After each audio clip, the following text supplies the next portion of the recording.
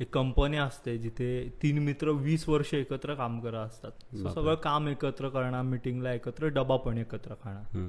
तिघं डबा खातात. पहिला डबा उघडतो तर अरे पुरणपोळी, 20 वर्ष झाले पुरणपोळी. मग दुसरा डबा उघडतो, अरे डोसा, 20 वर्ष झाले डोसाच. तिसरा डबा उघडतो, पराठा, 20 वर्ष झाले पराठा.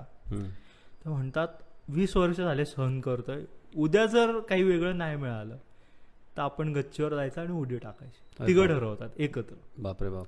सो दुसऱ्या दिवशी परत रिसेस ह्याची डबा खायची वेळ ऑफिसमध्ये. पहिला डबा उघडतो, पुरणपोळी, उडी टाकतो. टाकतो डायरेक्ट. ठरलं ना, ब्रोकोड तिघांचा.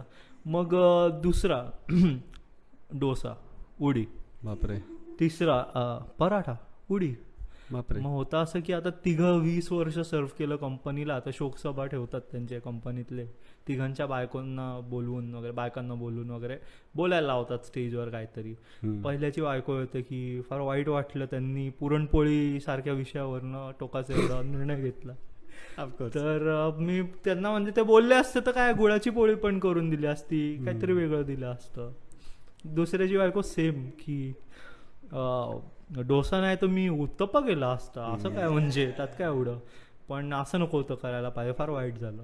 तिसऱ्याची बायको फुल एकदम अशी, तिला असं उभं राहायचं पण हे नाही, सुदबुद नाही काय वगैरे, फुल ती एकदम ट्रॉमामध्ये. बापरे. तर तिला बोलतात की मॅडम काहीतरी बोला, तुम्ही मोकळ्या व्हा, आमच्यासाठी नाही तुमच्या स्वतःसाठी बोला की ज्यांनी तुम्हाला बरं वाटेल, नाही का. ती म्हणते मी काय बोलणार, म्हणजे हा स्वतःच स्वयंपाक करायचा, स्वतःच डबा भरायचा.